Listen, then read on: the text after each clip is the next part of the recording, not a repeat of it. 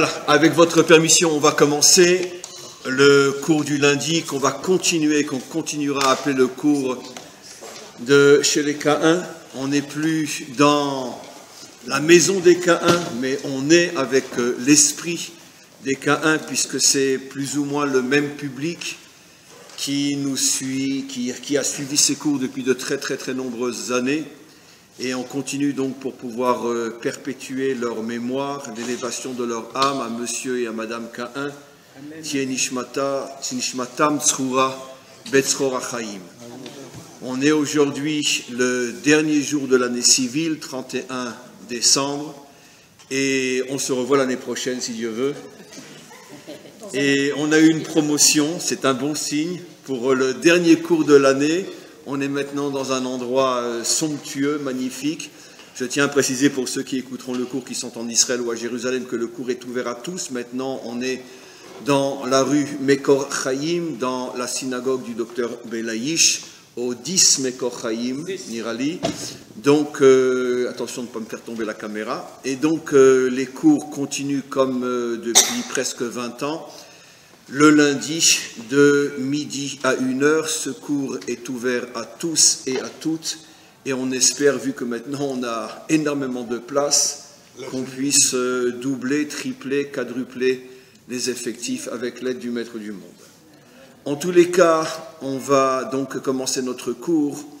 Et je voudrais vous faire remarquer, je pense l'avoir déjà fait, mais c'est évident que vous ne vous en souvenez plus, vous faire remarquer qu'il y a une progression extrêmement intéressante dans le nombre et la répartition des plaies, des coups, jusqu'à la sortie définitive d'Égypte. À partir de quand sommes-nous définitivement sortis d'Égypte?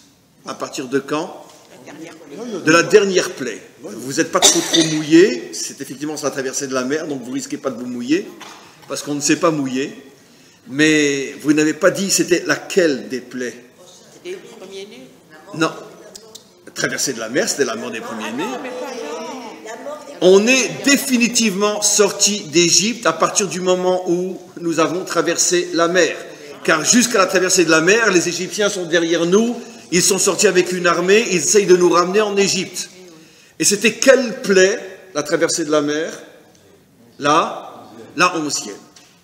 Il faut, bien sûr, il faut qu'on arrête une fois pour toutes de dire qu'il y a eu 10 plaies en Égypte. Il y en a eu 11.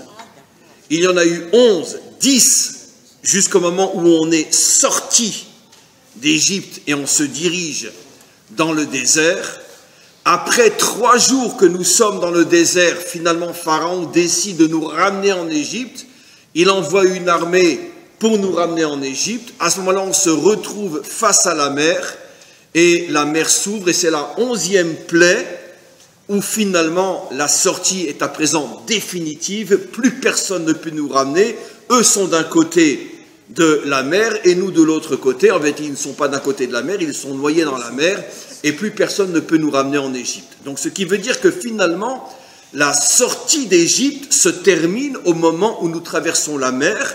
Et donc ce qui signifie que les Égyptiens vont recevoir globalement 11 Makot, 11 coups, 10 en Égypte et une, la dernière, au moment de la traversée de la mer. Maintenant, on s'aperçoit aussi que la répartition des coups est extrêmement importante, extrêmement intéressante, car elle cache des secrets inimaginables.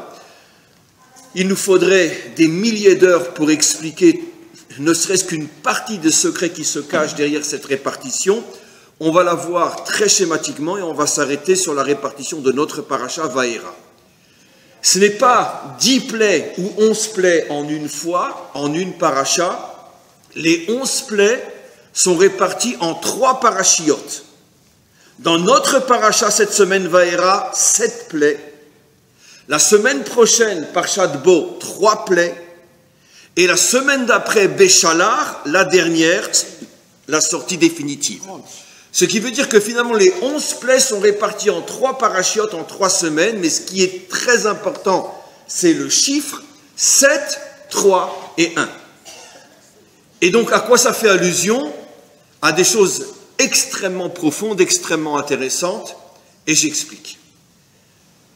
En vérité, nos maîtres nous disent que les 11 plaies font allusion, ne vous inquiétez pas, on ne doit pas rester à des niveaux très kabbalistiques, mais malgré tout, il faut l'entendre, et vous le savez pour ceux qui sont habitués à mes cours. Les 11 plaies font allusion au dévoilement de ce qu'on appelle les 11 attributs divins, ou les 11 sphirotes, qui sont, on les connaît, de Keter à Malchut, bien que là, le dévoilement se fait du bas vers le haut. Il y a 10 attributs divins que l'on connaît, Chochma, Bina, Da'at, Chesed, Gvura, Tiferet, Netzar, Od, Yesod, Malchut, et il y en a en vérité un 11e qui est Keter. Ce qui fait que si on compte l'ensemble des attributs divins, qu'on pourrait appeler l'ensemble des forces divines qui ont permis de créer le monde et qui continuent à agir dans ce monde, et c'est à travers ces forces, ce sont, si vous voulez, comme un être humain, il a différentes forces qui sont en vérité ses membres. Il a des bras, il a des jambes, il a des oreilles, il a des yeux, il a un nez, il a une bouche. Exactement de la même manière, le maître du monde a globalement 11 forces fondamentales avec lesquelles il a créé le monde, avec lesquelles il dirige le monde. Et ces 11 forces sont bien sûr pas des membres, qu'à Dieu ne plaise comme chez nous, mais sont des énergies divines qui agissent dans le monde et avec lesquelles le maître du monde fait avancer l'histoire jusqu'à la délivrance finale et bien après. Et donc, ces 11 forces sont celles qui se sont révélées au moment des 11 plaies, 7 dans notre paracha, 3 la semaine prochaine et 1 au moment de la traversée de la mer. Mais du bas vers le haut.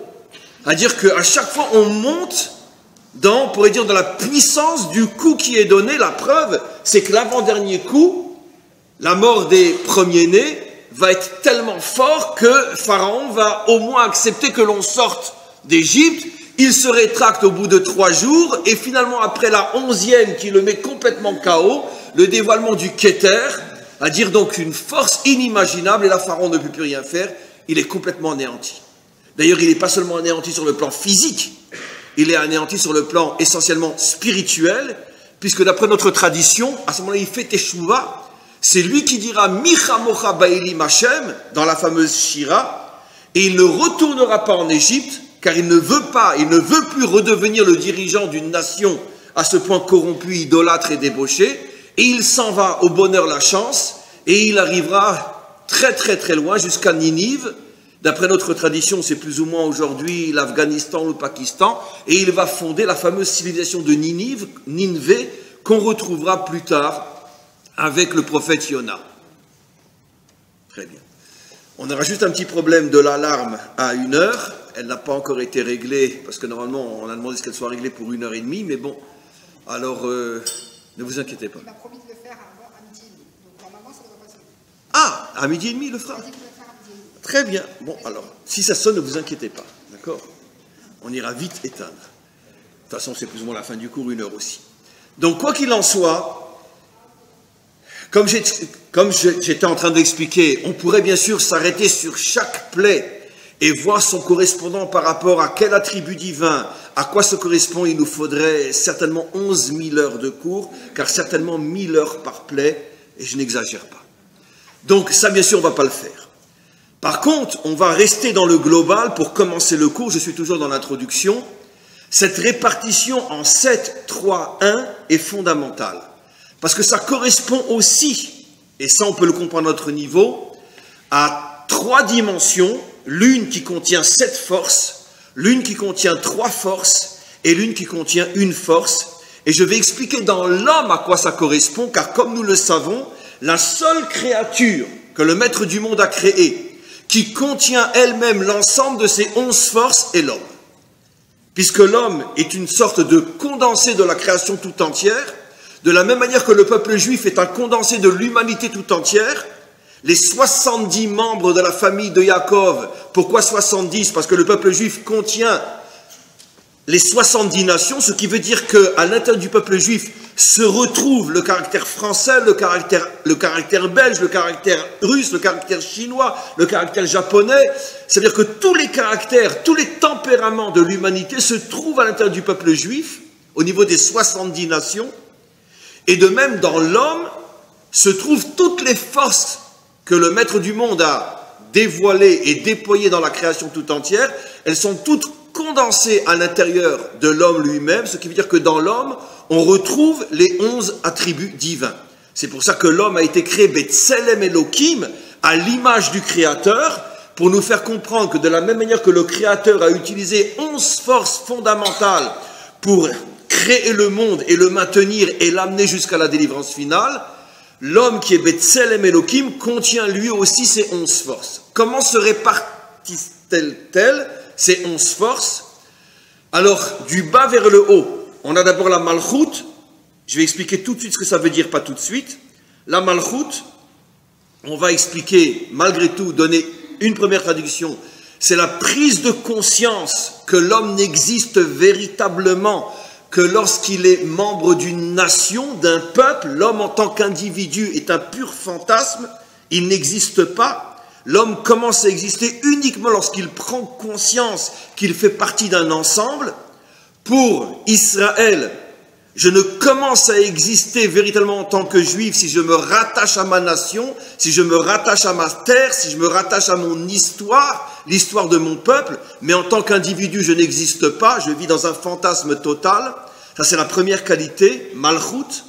Après viennent les 6 autres, qui sont ce qu'on appelle les midot, les qualités, on va expliquer dans quelques instants. Les qualités qui sont chesed, la qualité d'Abraham, la bonté, gvura, la rigueur, la qualité de Yitzhak, Emet, la vérité, la qualité de Yaakov, Netzar, l'optimisme, la détermination, la qualité de Moshe, qui est un vainqueur, parce que vu l'immensité des problèmes qu'il a dû affronter, et il a réussi l'impossible, il a la qualité de Netzar, le vainqueur, Od, la louange, la prière, évidemment, c'est Aaron, Yesod, la stabilité, les fondations, c'est Yosef, et enfin David, Malchut, puisque par définition, la royauté, c'est la prise de conscience que j'appartiens à un peuple et je n'existe pas pour moi-même et par moi-même.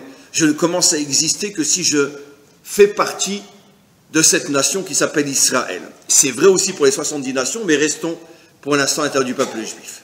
Donc, les 7 de notre paracha, puisque dans notre paracha il y a 7 makot, font allusion au fait que le peuple juif a dû travailler pour mériter que Hachem finalement commence à envoyer 7 makot sur l'Égypte, ce qui signifie que Israël a dû travailler sur les 7 qualités fondamentales qui sont Malchut et les 6 autres.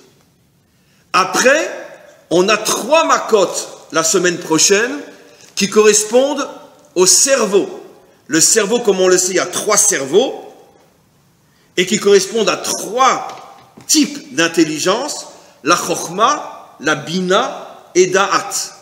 Très brièvement, parce que ce n'est pas le cours d'aujourd'hui, chokhma, d'après bien sûr la définition thoraïque de cette notion, la chokhma c'est la prise de conscience que j'ai une source qui est le maître du monde, et je veux vivre connecté à cette source, concrètement dans ma vie de tous les jours, ça veut dire que je vis avec la Torah, puisque cette source qui est le maître du monde, je ne peux la découvrir qu'à travers la Torah. Ça c'est la chokhma.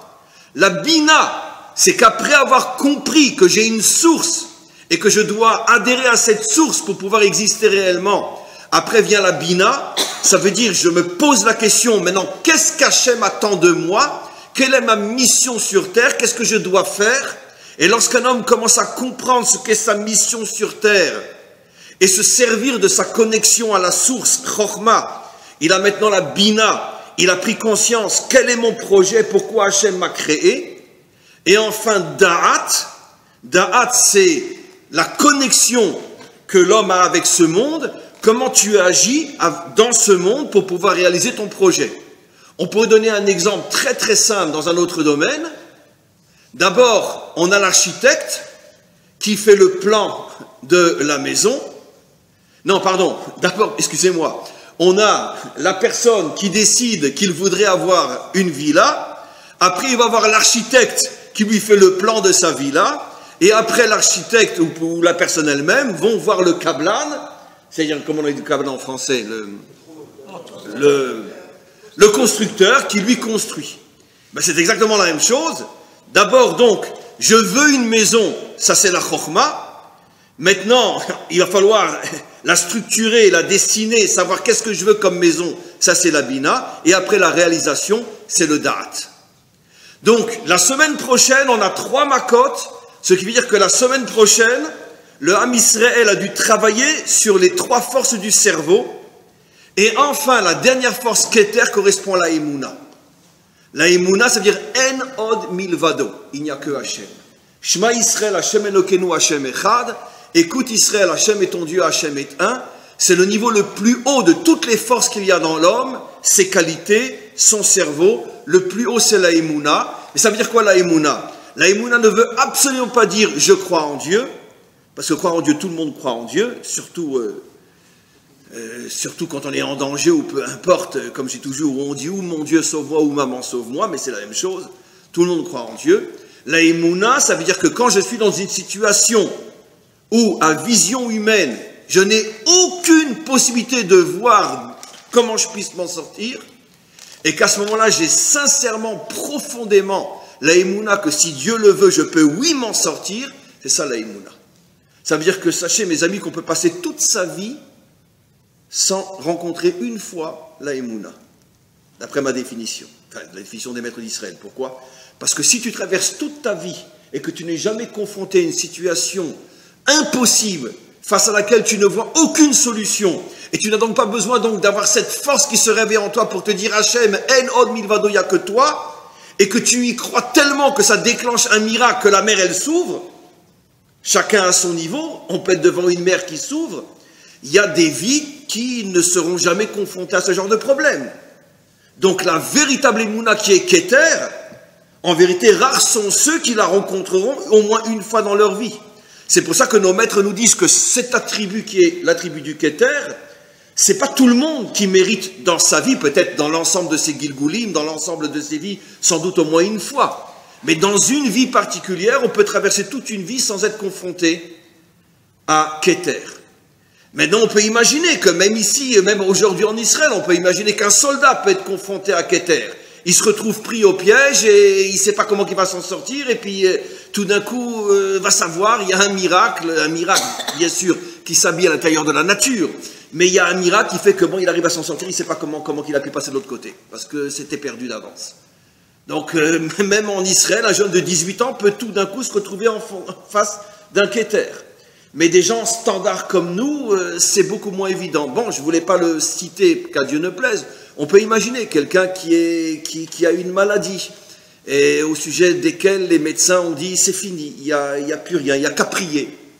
Et que véritablement, après un constat objectif médical comme quoi il n'a pas de possibilité de s'en sortir, il prie de toutes ses forces, et tout d'un coup, il y a ce que, même en Israël, on appelle un nesrefoui, un miracle médical. Alors il aura été confronté au Keter et il aura réussi. C'est ça la traversée de la mer. On est devant une situation où on ne peut en aucun cas s'en sortir, sauf si tu déclenches en toi une force sincère qu'on appelle la véritable Emouna qui est au niveau du Keter. Et à ce moment-là, c'est la fin finalement de toute cette aventure qui est la sortie d'Égypte. Quand on atteint le niveau du Keter, à ce moment-là, on arrive à s'élever au-dessus de la nature et on sort complètement et définitivement du Galut. Donc, je répète, je suis toujours pour l'instant dans l'introduction, je n'ai pas commencé le cours et c'est sincère. Dans notre paracha, le travail est le travail sur les midot, et on va bien sûr comprendre de quoi il s'agit. Le travail sur nos qualités.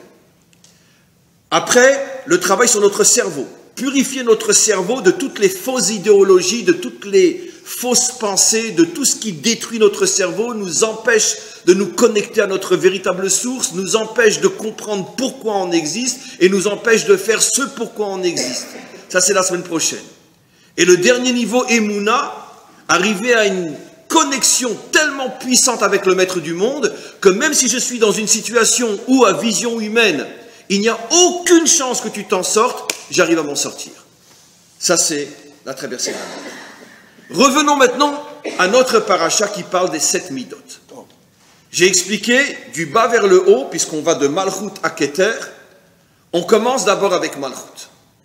Vous remarquerez, et je le fais remarquer chaque année, c'est la raison pour laquelle lorsque Hachem s'adresse à Moshe, il ne lui parle que d'une chose. libère mon peuple pour que je puisse accomplir la promesse de l'amener en Israël. Même le don de la Torah, qui est quand même quelque chose d'inimaginablement grand. Il y a une petite allusion la semaine dernière dans la paracha, lorsque vous sortirez, vous viendrez me servir sur cette montagne. Si c'est pas Rashi qui explique sa allusion au don de la Torah, on ne va pas le deviner tout seul. On vient le servir, qu'on va apporter des offrandes, j'en sais rien moi. Comme d'ailleurs ce qu'ils ont dit à Pharaon, laisse-nous sortir pour aller apporter des offrandes à notre Dieu. Donc il n'y a aucune raison de dire qu'on fait allusion au don de la Torah. Pourquoi volontairement les seules paroles qu'Hachem adresse à Moshe, c'est « je vais vous donner une terre ». Et encore une fois, quand il parle du don de la Torah, qui est quand même 90% de la vie d'un juif, une vague allusion. Sans nos commentaires, on ne peut même pas deviner qu'on fait allusion au don de la Torah. Pourquoi? C'est ce que j'ai expliqué.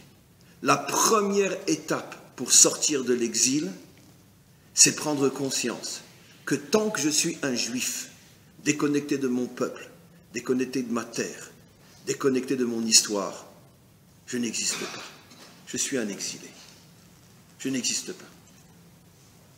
Et donc la première prise de conscience pour mériter que le processus se mette en marche, il y a un peuple, il y a une histoire, il y a une promesse, il y a une terre, il y a une nation. Il y a une identité nationale. L'identité juive est une invention du galout. Mais ça n'existe pas. L'identité juive est une invention du galout. D'accord ? On ne devrait jamais dire « je suis juif ». La seule chose qu'on a le droit de dire, c'est « je suis israélien ». Hébreu, non. Hébreu, on était hébreu avant d'avoir une nation. Avant d'avoir une nation, avant d'avoir une terre. Abraham s'appelle déjà Abraham à Ivry. Hébreu, ce n'est pas encore la définition authentique d'un juif. Quelle est la preuve que j'ai raison? Je vais vous étonner. Quelle est la première fois dans la Torah qu'un juif est appelé Yehudi, est appelé juif? En exil, bien sûr, à l'époque de Haman. À l'époque de Haman, les juifs sont appelés pour la première fois Yehudim, Yehudi, pour bien nous faire comprendre que l'identité juive est une identité galoutique. Nous sommes des Israéliens. C'est-à-dire que Israël signifie que tu es le membre d'un peuple, le membre d'une nation. Car un juif parisien ne va pas dire « je suis israélien », bien évidemment. Il n'y a que nous ici qui pouvons dire ça. Et ça, c'est la première étape pour mériter la délivrance. Tant que tu t'imagines que le Mashiach va venir te chercher quand tu es encore un juif galoutique, bien installé dans ton galoute, tu peux rêver et l'attendre pendant des milliards d'années. Il ne viendra jamais. C'est la raison pour laquelle 80% de notre peuple n'est pas sorti d'Égypte. Seulement 20%. Et comme vous le savez, comme je l'ai déjà expliqué des milliers de fois, ne sont sortis d'Égypte que ceux qui n'avaient rien à laisser en Égypte. Ceux qui n'avaient rien à perdre parce qu'ils n'avaient rien, les esclaves. Comme l'expliquent nos maîtres, 80% des Juifs en Égypte n'étaient pas esclaves. Ils avaient tous les moyens d'acheter, de payer un tribut, un impôt mensuel. C'est d'ailleurs la véritable raison pour laquelle Pharaon avait décrété l'esclavage, c'était uniquement pour pouvoir prendre le pognon des Juifs. Car il savait très bien que la plupart étaient médecins, avocats, hommes d'affaires, etc. Et donc ils pourraient largement payer leurs 2 ou 3 000 euros par mois pour ne pas aller travailler sur les chantiers. Mais même si 80% des Juifs ont les moyens de racheter leur esclavage, 20% ne l'avaient pas. Et c'est ceux-là qui sont partis travailler. Tu ne peux pas payer? Ça s'est reproduit dans l'histoire des milliers de fois. Entre autres, il n'y a pas si longtemps que ça, il y a plus de 150 ans, en Russie, les cantonistes. L'armée du tsar venait et disait, voilà, quel âge il a votre enfant? 13 ans, il part à l'armée. Ou sinon, c'est 1000 roubles par an, par mois. Et c'est comme ça que des milliers d'enfants ont été sauvés, mais les enfants des pauvres sont partis à l'armée et ont disparu. C'était 50 ans d'armée. De 13 ans, je crois, jusqu'à 60 ans, plus ou moins. Et donc, ils ne revenaient jamais. D'abord parce qu'ils étaient mis en première ligne, et on faisait tout pour les assimiler, et donc ils ne revenaient pas. Mais en vérité, Pharaon, il n'en avait strictement rien à faire d'avoir quelques milliers de soldats juifs en plus dans son armée. Le tsar, je veux dire, pardon. Ce qu'ils voulaient, c'est l'argent. Et donc 80% ont pu racheter leur esclavage et donc ont payé et ils avaient donc les moyens de vivre normalement. Ceux-là ne sont pas sortis. Pourquoi? Parce qu'ils avaient trop de choses à laisser derrière eux, ils ont refusé de sortir. Ceux qui sont sortis, c'est les 20% qui étaient esclaves, qui n'avaient rien à laisser derrière eux. Et malheureusement, on sait à quel point l'histoire se répète, il n'y a rien de nouveau sous le soleil.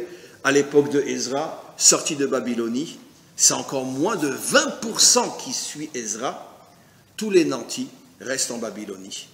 Et c'est uniquement les pauvres, ceux qui n'ont rien à manger, qui suivent Ezra en se disant, de toute façon ici on ne mange rien, qu'on mange rien ici ou rien là-bas, mieux vaut ne rien manger sur notre terre que de ne rien manger en exil, et c'est eux qui suivent Ezra. On continue. Ça, c'est la première parole d'Hachem. Prends conscience que ton identité, c'est que tu appartiens à un peuple. Qui dit peuple dit terre, et donc tu n'as rien à faire en Égypte. Va-t'en. Après, on a les 6 qualités. Et là, c'est un peu plus compliqué, et c'est de ça qu'on va parler aujourd'hui. Mais pour ça, on arrête ce que j'ai dit.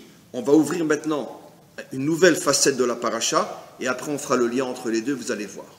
Donc retenez tout ce qu'on a dit jusqu'à maintenant. Maintenant, apparemment, on va commencer quelque chose de nouveau, et je vais construire le pont entre le début et la suite du cours, avant la fin du cours, comme vous verrez. La paracha, notre paracha commence par la mise en évidence que Hachem se met en colère contre Moshe. Vaïdaber Elohim el Moshe. Vaïdaber Elohim el Moshe, comme on le sait, le mot Dibour et Elohim dans la Torah signifie qu'on parle avec rigueur. Elohim est le nom de Dieu qui fait allusion à ce qu'on appelle Midat Hadin, la rigueur, et Vaïdaber signifie toujours un langage fort. Quand c'est un langage doux, c'est Vayomer. Mais Dibour, Amira. Dibour, c'est fort. Et donc le verset de la première de cette paracha commence par Vaïdaber Elohim el Moshe. Nos maîtres demandent pourquoi Hachem lui parle comme ça, d'une manière dure. Qu'est-ce qu'il a fait Moshe? Ça nous renvoie à la fin de la paracha Shemot, la semaine dernière, où on sait ce qui s'est passé. Finalement, Moshe accepte d'être le libérateur, il revient en Égypte, et très brièvement, sans rentrer dans les détails, à partir du moment où il commence à mettre le processus de la délivrance en marche, c'est la catastrophe. C'est pire que ça n'a jamais été. Et donc, les souffrances dépassent, pas atteignent, parce qu'elles avaient déjà atteint, mais dépassent un niveau que même Moshe explose. La goutte qui va faire déborder le vase, c'est quand il voit que, selon le nouveau décret qui a commencé, à partir du moment où il a commencé, lui, à parler de la délivrance, Pharaon a décrété que jusqu'à présent, le ciment était amené aux esclaves, eux n'avaient qu'à construire. Maintenant, ils doivent même, eux, faire le ciment et construire autant qu'avant. Et avec la punition claire que s'il n'y a pas suffisamment de ciment et donc la construction ne va pas aussi vite qu'on le voulait, eh bien, qu'est-ce qui remplacera le ciment? C'est les bébés. On met les bébés, on les mélange et ils deviennent du ciment. L'entendre, c'est une chose, le voir, c'est autre chose. Moshe, malheureusement, va assister effectivement à ce drame. Il va avoir une maman qui court avec son enfant, elle hurle, elle hurle, elle hurle. Les soldats égyptiens courent derrière elle, la font tomber, lui prennent son enfant et le mettent dans le ciment et le mettent dans le mur. Comment se termine la paracha? Il explose. Lama areota lamazé, lamazé shalartani, mais pourquoi tu fais du mal à ce peuple? Pourquoi tu m'as envoyé? Tu m'as envoyé pour les libérer ou tu m'as envoyé pour les mettre à Auschwitz? Qu'est-ce que c'est cette histoire-là? J'ai fait exprès d'ailleurs de parler d'Auschwitz. Pourquoi? Parce que Auschwitz est venu en plein processus de retour d'Israël sur sa terre. Ah oui, ça faisait déjà pratiquement 50, 60 ans qu'on avait commencé à revenir sur notre terre, début du XXe siècle. Et donc, apparemment, c'est exactement ce qui se passe. 3 ans avant la création de l'État d'Israël, on ouvre les portes d'Auschwitz. Et donc, 8 ans avant, on est dans les fours crématoires. Il n'y a rien de nouveau sous le soleil. Quand on comprend les processus tels que la Torah nous les décrit, on s'aperçoit d'une manière absolument incroyable que c'est plus mathématique que les mathématiques. C'est d'une précision inimaginable. À chaque fois qu'Israël est dans un ta'alir de délivrance, survient un coup terrible. Alors j'ai pris le premier, l'Égypte, j'ai pris le dernier, la Shoah, et entre les deux, on a encore un exemple biblique. C'est quand? Aman. Mais Pourim. Aman, il survient quand Aman? Au moment où, depuis déjà quelques années, le roi Cyrus, premier roi de Perse, a ordonné à tous les Juifs de quitter l'exil et de revenir sur leur terre, de construire le temple et même de prier pour lui. Ce sont des versets explicites. Et si les Juifs l'avaient écouté, il leur a donné de l'argent, il les a fait accompagner par son armée, parce qu'il savait que là-bas ça ne serait pas facile, il y avait des terroristes qui empêcheraient le retour des Juifs. Rien de nouveau sous le soleil. Regardez ce que dit la Bible, on croirait qu'on lit notre histoire. Les Shomronim à l'époque. Aujourd'hui, c'est ce qu'on sait. Aujourd'hui, à cette époque, c'était les Shomronim. Il leur donne une armée. Il leur donne de l'argent. Revenez tous sur votre terre. Quittez la Babylonie, à présent conquise par les Perses, par Cyrus. Évidemment, qu'est-ce que répondent les Juifs? C'est pas bon pour les affaires. Et donc, ils restent en Égypte. Ils restent en Babylonie. 20%, moins que 20% revient. Et 2 générations après, Aman, qui ne comprend pas le décryptage en haut, je vous envoie un roi qui vous donne de l'argent, une armée, pour revenir sur votre terre, et vous restez en Babylonie, et bien restez-y pour toujours. Se lève Aman. D'une certaine manière, dans l'époque contemporaine, c'est la même chose. Le processus commence, et puis comme on le sait, partout, surtout dans le monde ashkénaze, une opposition farouche. Non, n'y allez pas, ils ne sont pas religieux, ils ne sont pas ci, c'est pas ça, nous on attend le Mashiach, c'est pas le Mashiach. Herzl, c'est un... je sais pas quoi, n'y allez pas, ne participez pas, restez où vous êtes. Eh bien, entre-temps, Hitler vient. La seule différence entre Hitler et Aman, c'est qu'à cette époque-là, on avait Mordechai, il est arrivé à tout transformer. Et à notre époque, on n'avait pas Aman. On n'avait pas Mordechai, pardon. On avait Aman, mais on n'avait pas Mordechai. C'est toujours le même processus. Et on va comprendre dans quelques instants pourquoi.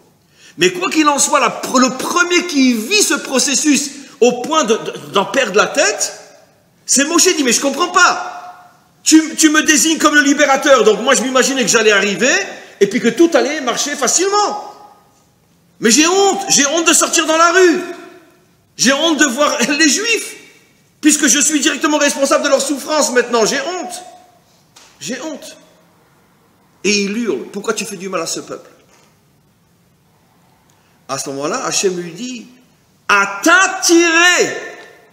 Il lui répond, on est toujours dans le dernier verset de la semaine dernière, maintenant tu vas voir ce que je vais faire pour sortir ton peuple d'Égypte. Mais les maîtres se posent la question, pourquoi c'est marqué à t'attirer, maintenant tu vas voir? Ata, il aurait dû dire Ata tiré, tu vas voir. Pourquoi Ata tiré? Maintenant tu vas voir. Ata avec un Aïn, pas avec un Aleph. Maintenant tu vas voir. Et nos maîtres expliquent, selon notre tradition, Hachem lui a dit, ah comme ça tu me parles. D'accord? Eh bien tu sais, vraiment je regrette les pères, Avraham, Yitzhak et Yaakov. Je regrette Avraham, dit Rashi, vous regardez Rashi. Mais ça fait aussi allusion aux autres, mais vous allez comprendre pourquoi il prend l'exemple d'Abraham. Je regrette Abraham, que lui n'a jamais remis en cause, ne s'est jamais posé de questions sur mes midot à moi, Hachem. Je lui avais dit clairement à Abraham, dit Hachem à Moshe, Ki be Yitzhak ikare lecha zera. Je lui ai dit clairement quand Yitzhak est né, que Yitzhak est l'enfant promis. Et après, j'ai dit à Abraham, car et Yitzhak va haleul oto leola. Prends-le et holocauste-le. Velo irer achar midotai. Il m'a posé aucune question.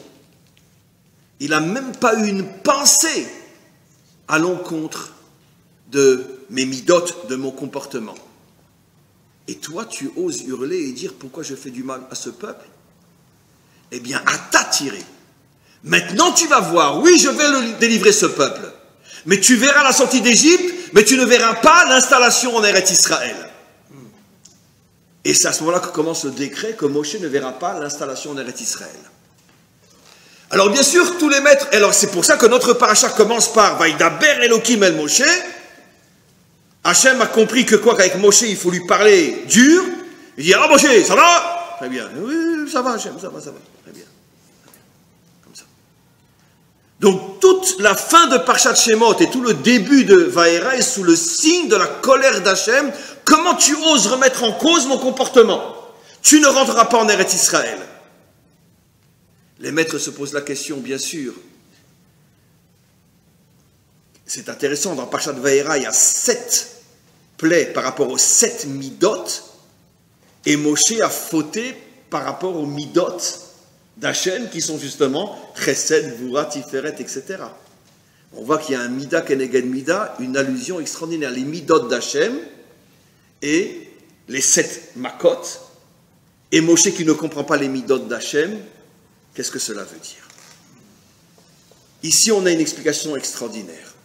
On a commencé le cours en disant que dans notre paracha, pour mériter les 7 makot, il faut travailler sur ces 7 midot.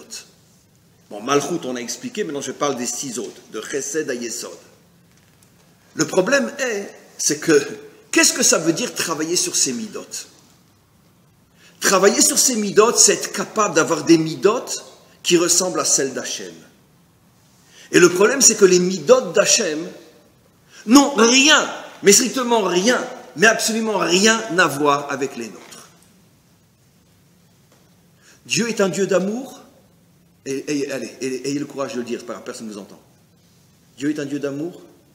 Oui, c'est un Dieu d'amour, bien sûr. Ben oui, c'est marqué dans la Torah de nombreuses fois que Dieu nous aime, etc. Le mot Ahava est marqué, d'accord. Je ne sais pas où était le bon Dieu quand on jetait les enfants vivants dans les fours crématoires, hein, franchement. Drôle d'amour, le bon Dieu. Hein. Ouais. Bah oui, quand même. Et nous, on ne croit pas que c'est le Satan qui a fait ça, hein, parce que nous, on croit que En Od Milvado, hein, le bon Dieu, il est partout. Hein. Donc, où il était à Auschwitz, le bon Dieu? Où il était à Treblinka? Où il est chaque jour lorsque meurent des enfants ou meurent des parents? Où il était lorsque 10 à 20 ou 30 fois par jour, les petites filles Yazdines se faisaient violer à l'âge de 8 ans jusqu'à ce que mort s'en suive? T'étais où, dis-moi, le bon Dieu? Il n'y a pas que les Juifs qui souffrent. Hein. Où il est dans les prisons syriennes aujourd'hui? Je pense que n'importe quel d'entre nous qui rentrerait même dans une prison syrienne aujourd'hui, il devient fou à vie. Ben oui, parce que nous on est tranquille ici à Jérusalem, là, dans une petite synagogue gentille, etc. Mais arrêtez, à 50 km d'ici, on torture à mort tous les jours, 24 heures sur 24. Hein. Parce que quand tu tombes entre les mains du pouvoir syrien... Donc, ah oui, ben, il est gentil, le bon Dieu, c'est le bon Dieu, hein, le bon Dieu. Et pourtant, notre Torah nous dit que Dieu est, pas que, mais il est aussi un Dieu d'amour. C'est un Dieu de justice. Justice. C'est la corruption partout, la mafia qui dirige le monde, tous les hommes politiques sont entre les mains de la mafia, ou plus ou moins la même chose. Toute la politique mondiale, y compris en Israël, est corrompue jusqu'à l'os. Alors, ouais, mais le bon Dieu, c'est un bon Dieu de justice. Donc j'aimerais bien savoir où elle est sa justice, où il est son amour. C'est embêtant de parler comme ça, hein, parce qu'on aime tellement rêver. On aime tellement croire que le bon Dieu, il est tellement gentil. Très bien. Mais pourtant, la Torah dit qu'il est gentil, la Torah dit qu'il est juste. Il est juste. Ouais, il est juste. Il est juste, très bien. Mais alors, si avec les méchants qui souffraient, à la rigueur, ça ne nous dérangerait pas trop. Mais le problème, il n'y a que les gentils qui souffrent dans ce monde. Alors, c'est quand même très, très embêtant. Où est l'amour et la justice? D'accord. Alors, évidemment, comme je dis toujours, on peut très, très bien s'enfermer dans une synagogue toute sa vie, vivre avec un livre de Torah, et puis se créer un monde complètement virtuel, du bon Dieu gentil, etc. Et surtout, on ne veut pas savoir ce qui se passe en Syrie, on ne veut plus se rappeler de ce qui s'est passé pendant la Shoah, on ne veut pas trop non plus ouvrir le journal ici, parce qu'il y a quand même des choses, il y a 15 jours, il y a quand même des parents qui ont enterré des gosses de 18 ans. des soldats, et donc on ne veut pas, on continue à vivre de religion et d'eau fraîche.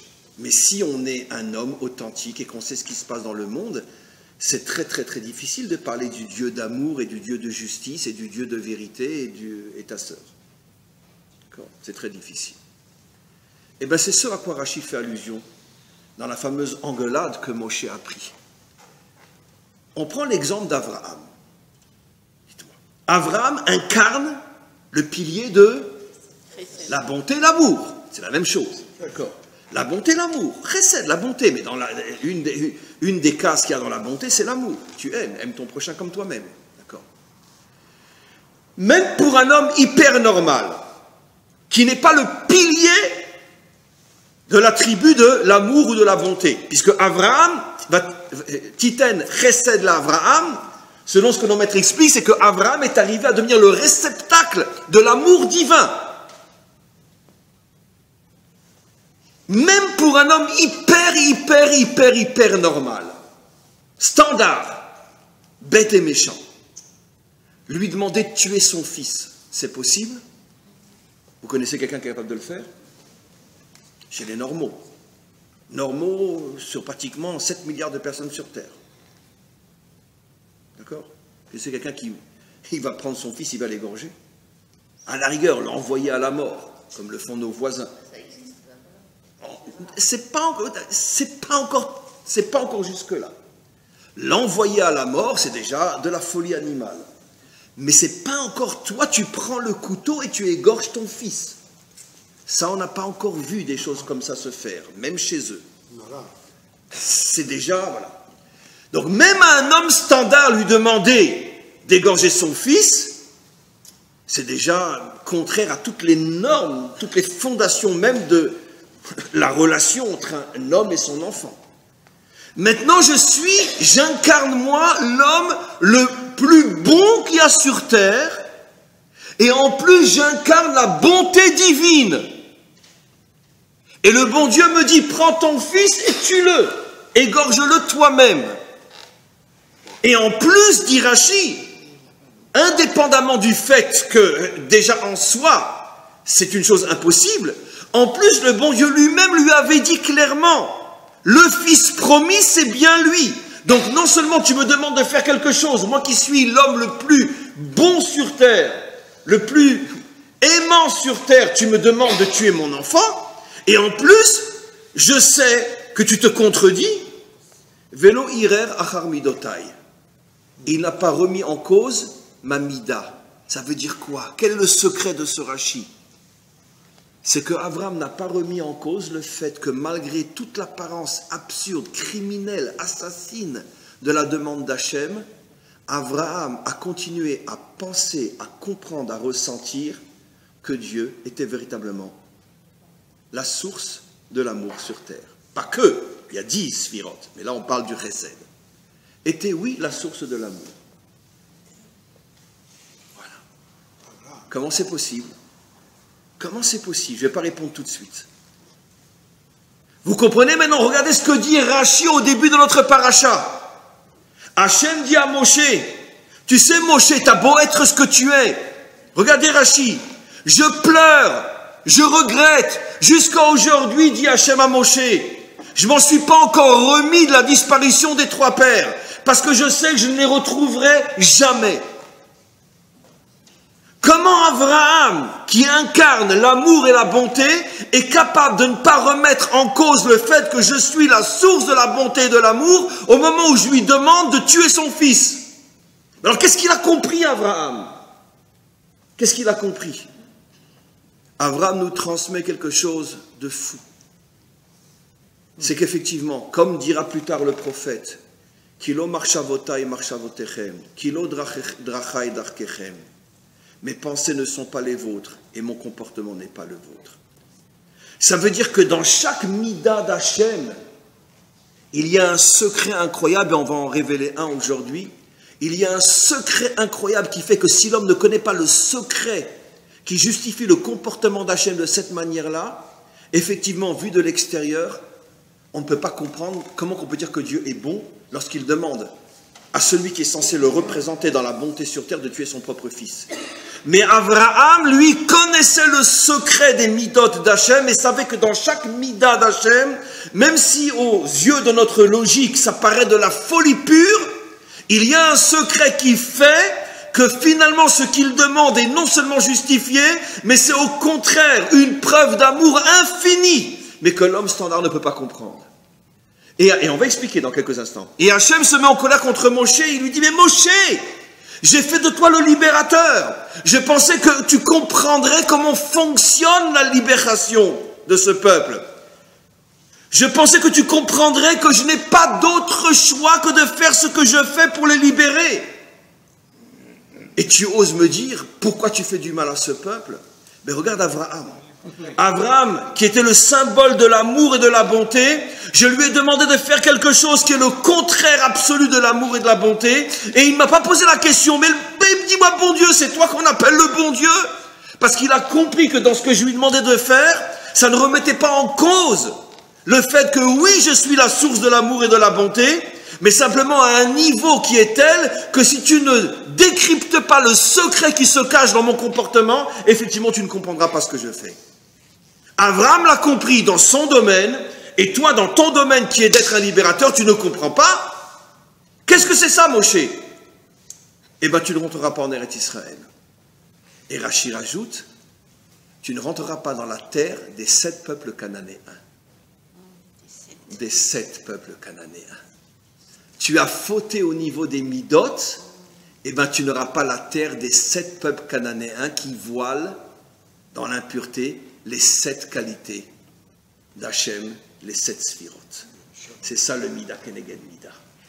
Tout est d'une précision mathématique à faire honte à un professeur de Matsuk Matzpé. Comme je dis toujours, le jour où on comprendra que la Torah c'est tout sauf une religion, c'est d'une précision scientifique absolue. Seulement, il faut connaître les codes et les décoder. Pourquoi tu ne rentreras pas dans la terre des 7 peuples? Regardez ce que dit Rashi.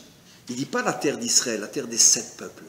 Tu as fauté au niveau des midot, qui sont au nombre de 7, et tu ne rentreras pas dans la terre des 7.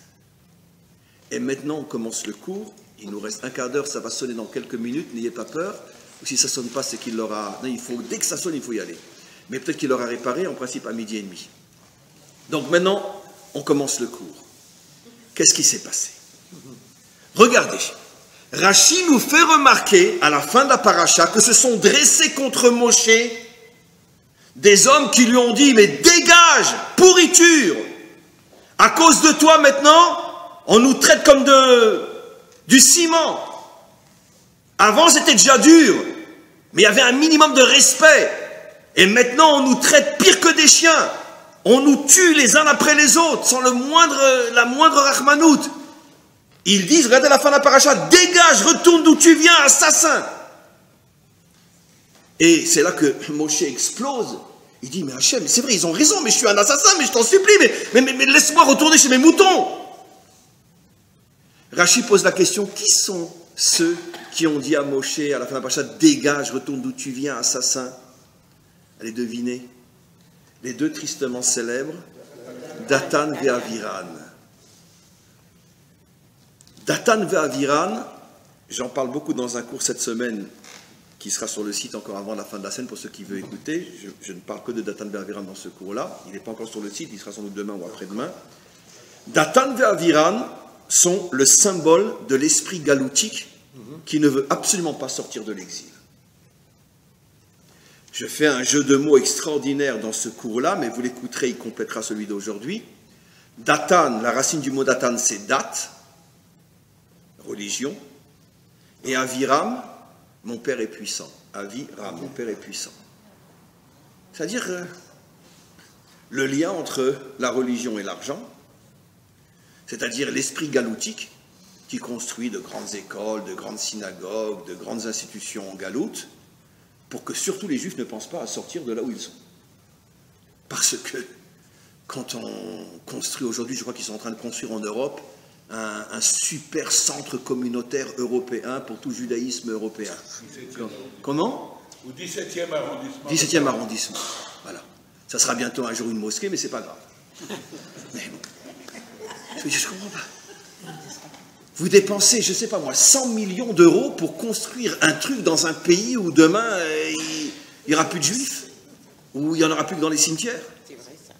C'est quoi? Ça, c'est Datan ve'Aviram. La religion et le pognon. C'est dans les mots. Ça veut dire qu'on essaye finalement de créer une vie juive qui est telle que finalement personne ne veut sortir. Mais dites-moi, qu'est-ce que nous explique Rashi? Datan ve'Aviram, c'était des esclaves? Non, pas du tout. Ils faisaient partie des 80% qui, eux, n'étaient pas esclaves. Rashi explicite. C'était des nantis, des bourgeois. C'est eux qui, quand ils ont vu que Moshe a tué l'Égyptien, c'est eux qui sont partis dénoncer Moshe. Et pourquoi? Mais ce fou-là, il veut nous ramener à Jérusalem. Mais nous, on est bien à Berlin, on n'a pas envie de se retrouver sur un tracteur quelque part en Galilée à défricher des marécages. Ça ne nous intéresse pas. Et donc, quand ils ont compris que Moshe avait le tempérament d'un libérateur, ils ont dit, mais c'est pas bon ça. C'est pas bon, nous on est très très bien. Ah c'est vrai, bon il y a des juifs qui sont esclaves, bon mais c'est seulement 20%, hein. 80%, nous on vit très très très bien. Et donc qu'est-ce qu'ils ont fait? Ils ont été le dénoncer. Et puis entre-temps il s'est écoulé 60 ans, et qu'est-ce que nous dit Rashi? Il y a un verset la semaine dernière où Hachem dit à Moshe, ceux qui voulaient ta mort sont devenus maintenant inoffensifs.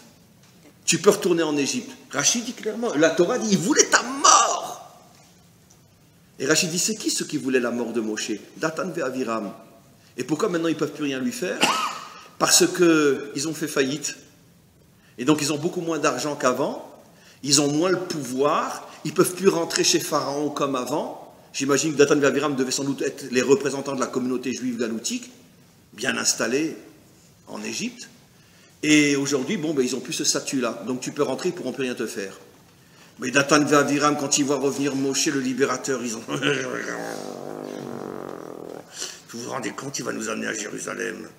En plus, c'est contraire à ce que dit la Torah, parce que la Torah dit que tous les ans, on dit les Shana Abba Birushalayim. Donc si on doit rester en Égypte pour pouvoir dire les Shana Abba l'an prochain à Jérusalem. Parce que si on vient à Jérusalem, on ne pourra plus dire l'an prochain à Jérusalem. Donc ça va contre la Torah. Et puis nous, on attend un Messie qui descend sur un cheval blanc avec des ailes auréolées, je ne sais pas quoi, et qui va nous amener sur les ailes d'aigle. Vous comprenez?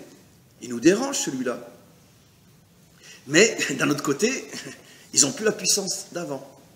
Mais quand ils voient que depuis que Moshe est arrivé, ça va de plus en plus mal pour les Juifs, alors là, ils explosent. Et ils viennent chez Moshe, lui, tu vois, hein, on ne s'est pas trompé, tu es une vraie crapule, hein, tu veux notre peau, toi? Dégage. Nous, on reste ici. On est très bien en Égypte. On n'a pas besoin de partir. Maintenant, vous allez comprendre, mes amis. En vérité, malheureusement, dans toute l'histoire et jusqu'à aujourd'hui, et ça ne changera pas, les Juifs ne sortiront jamais de l'exil sans souffrance.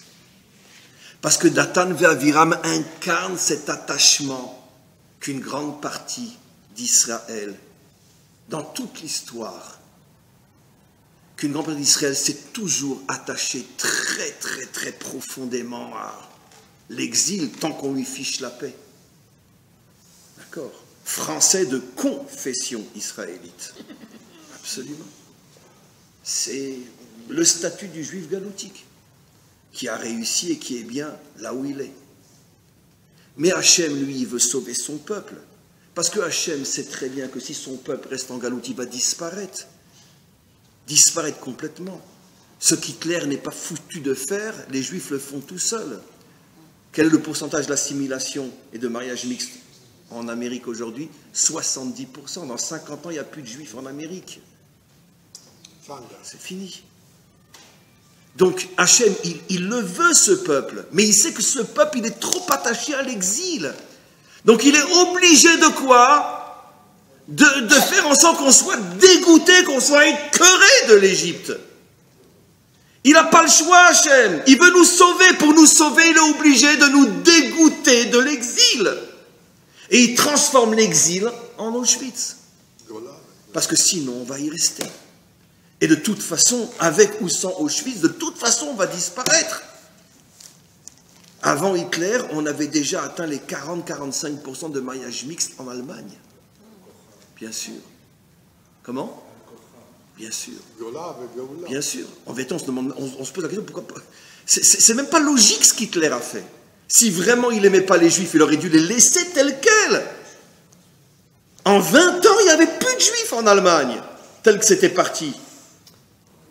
Mais en vérité, qu'est-ce qui s'est passé? Là, je n'ose pas dire Hachem, parce qu'on n'a pas le droit de dire Hachem. Mais qu'est-ce qui s'est passé? Mais comme ce que la Torah nous dit.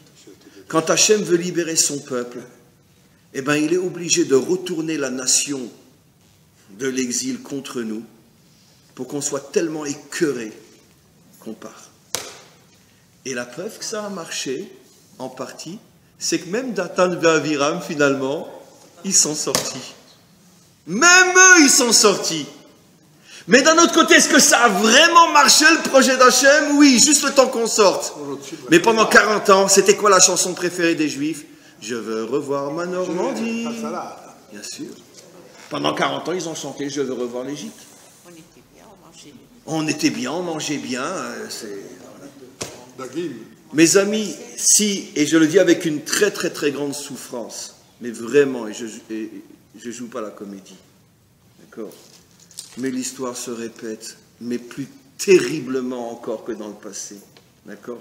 Quelle est la ville d'Europe la plus prisée par les Israéliens aujourd'hui? Berlin. Quelle est la ville d'Europe où il y a le plus d'Israéliens aujourd'hui? Berlin. Berlin. Il y a une image qui à chaque fois me rend fou, et j'ai envie, ma image, de les prendre et de les étrangler, d'accord? C'est qu'à chaque fois, à l'époque de Hanouka, circule sur le net une image où on voit, je ne sais plus si c'est à Berlin ou à Cologne, où on voit, il y a une sorte d'arc de triomphe comme ça, et il nous montre la photo de cet arc de triomphe pendant, c'est quelle ville? La porte de Brandebourg. Voilà, à Berlin, à l'époque nazie, bourrée de croix gammées. Et il nous montre la même photo, aujourd'hui avec une grande Hanoukia devant, et ces crétins finis nous disent, voyez, hein, finalement, on a gagné. J'ai envie de les prendre, de les lapider, de les égorger. Pas les Allemands, ces Juifs qui envoient cette photo. Pourquoi? Mais vous osez allumer une Hanoukia à Berlin? Vous osez dire un Baruch Ata Hashem à Berlin? Vous osez mettre les tfilines à Berlin? Vous osez? C'est ça votre fierté d'allumer une Hanoukia à un endroit où on a brûlé vifs des millions d'enfants? Et c'est ça que vous appelez on a gagné? Vous êtes des Datan et des Aviram. Honte à vous, c'est à cause de vous qu'on a tous les malheurs durant notre histoire. C'est vous qui êtes directement responsable, au lieu de fuir cet endroit. Vous osez dire Baruch Ata Hashem en Allemagne? Oui. Paradoxal pour les Lubavitch d'être missionnaires dans les pays. C'est une catastrophe, que Dieu leur pardonne. Non, qu'ils soient missionnaires partout dans le monde, oui. Mais en Allemagne, je n'arrive pas à comprendre. Et je dis très franchement, et je m'engage à ce que je dis, je n'osais pas le dire, je me considère comme un chassid du rabbi de Lubavitch.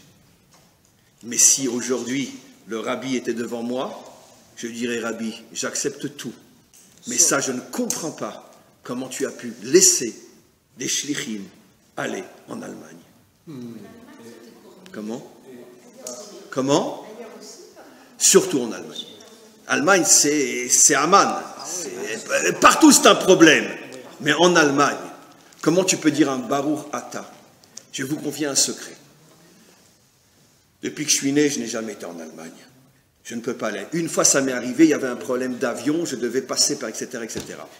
Il y a quelques années. C'est la première fois que j'étais en Allemagne depuis que je suis né. Et il y avait un petit moment entre les deux avions. Je n'avais pas le choix parce que je devais me rendre à un séminaire. Et il n'y avait pas le choix, je suis passé par là. En disant, bon, c'est l'aéroport, c'est international. Je me confie un secret. J'ai bu et j'ai mangé. Je n'ai pas fait de bracha. J'ai dit, je refuse de faire une bracha en Allemagne. J'ai bu sans chez Akolia du Haro et j'ai mangé sans faire de bracha. J'ai dit, je ne prononcerai pas le nom d'Hachem dans cet endroit-là. Je ne sais pas si j'ai raison ou pas, mais j'ai mangé sans bracha. Voilà. C'est mon ressenti et j'ai été jusqu'au bout. Je vais faire une bracha en Allemagne. Mais ça veut dire quoi ça? Baruch Ata Hashem, je vais invoquer le nom d'Hachem à cet endroit-là. C'est impossible. Je ne peux pas. C'est un peu pas. Et donc, qu'est-ce qu'on voit de là? On voit que 70 ans après la Shoah, la plus prisée en Europe, ça n'a pas sonné, grâce à Dieu, il a fait la chose. La ville la plus prisée en Europe est précisément Berlin, à tous les niveaux. Vous comprenez pourquoi le maître du monde n'a pas d'autre choix que de cogner sur cet esprit galoutique qui ne veut pas lâcher prise? C'est terrible, mais c'est comme ça. Donc Hachem nous dit, mais bien sûr que je vous aime. Mais alors pourquoi tu cognes si tu nous aimes? Mais parce que si je ne vous cogne pas, dans 20 ans, il n'y aura plus de juifs sur terre. Je suis obligé de cogner. Puisque vous êtes tellement attachés, même au four crématoire, vous êtes attachés. Alors qu'est-ce que je dis? Vous êtes fous. Vous êtes un peuple de dingue. Et donc, ce n'est pas de la cogne en vérité, c'est de l'amour. Et c'est ce que Moshe pris sur le... Je peux comprendre Moshe aussi, lui, il voit un enfant qui est emmuré. Mais c'est pour ça qu'Hachem lui fait un remez, il lui envoie la taverne, il dit, mais c'est à cause d'eux que je suis obligé de cogner, parce que si je ne cogne pas, ils ne sortiront jamais. Même les 20% ne sortiront pas. Déjà 80% vont rester en Égypte. Mais au moins laisse-moi sortir 20%, et ces 20% ils ne sortiront pas si je ne cogne pas. La preuve, c'est que malgré le fait que j'ai cogné qu'ils sont sortis, pendant 40 ans ils m'ont chanté, je vais revoir moi en Égypte. Donc tu vois bien que ce peuple il a un problème. Je vais juste terminer avec votre permission, parce qu'on a commencé 5 minutes en retard, juste, j'explique. Le Baal HaTurim nous dit au début de notre paracha, si tu regardes la valeur numérique de Vahera, qui est le premier mot de la paracha, valeur numérique Yitzhak. Vahera, c'est 202, valeur numérique de Yitzhak. Il ne dit pas un mot de plus. Vahera, le nom de la paracha, Gematria Yitzhak. Et il dit, par le mérite de Yitzhak, on est sorti d'Égypte. Mais il n'explique pas plus. L'explication est extraordinaire. Des 3 pères, quel est le seul qui n'est jamais sorti d'Israël? Yitzhak. Et on retrouve ce phénomène, 12 tribus, il n'y en a qu'une qui naît en Israël, Benyamin. Sur les 3 racines constructrices, la minorité est 100% israélienne. Sur les 12 branches constructrices, il n'y en a qu'une qui est 100% israélienne, Benyamin. 3 racines, une israélienne, 12 branches, une israélienne. Vous comprenez que la grande majorité des racines d'Israël sont nées ou ont vécu en dehors d'Israël? Vous comprenez que la minorité de notre force créatrice en tant que peuple est attachée à la terre d'Israël, une tribu, un père? Vous comprenez d'où vient finalement cet attachement irrationnel que le juif a à sa terre d'exil? Parce que finalement, il a été conçu dans l'exil. Ou plutôt, il a été conçu dans une terre étrangère. Mais je ne vais pas rester là, vous me donnez encore 1 minute, je vais expliquer pourquoi. Mais d'un autre côté, heureusement qu'on a au moins un père qui n'est jamais sorti d'Israël. Heureusement qu'on a au moins une tribu qui est née en Israël. Parce que c'est ce qui nous permet malgré tout d'avoir une attache indestructible. C'est ce que dit le Baal HaTurim. Vahera Gematria Yitzhak. Pour nous faire comprendre que heureusement qu'il y a Yitzhak, sinon on ne serait jamais sorti d'Égypte. Sans le fait qu'on ait au moins un père qui ait toute sa vie vécu en Égypte, on ne serait jamais sorti d'Égypte. L'an prochain à Jérusalem est une blague, mes amis. C'est pas vrai. On le doit uniquement au fait qu'on a une racine israélienne, c'est Yitzhak. Voilà ce que nous révèle le Baal HaTurim. Maintenant, malgré tout, pour terminer sur un point positif, simplement que pendant toute l'histoire jusqu'à la délivrance, on l'utilise mal, ce point. Pourquoi Hachem a-t-il voulu finalement que la majorité de notre construction en tant que peuple soit liée à des terres étrangères? Les 11 tribus en Syrie, Abraham en Irak, Yaakov qui va vivre pratiquement toute sa vie en dehors de la terre. Il est né en Israël, mais il a vécu toute sa vie en exil. Pourquoi Yaakov? Pourquoi? Parce que, et ça c'est la pointe positive, on utilise mal la volonté d'Hachem. La raison pour laquelle Hachem nous a créés avec de telles attaches avec le monde entier, c'est parce que Hachem veut nous faire comprendre que la mission d'Israël n'est pas de se sauver lui uniquement, mais de sauver l'humanité tout entière. Notre mission est une mission universelle.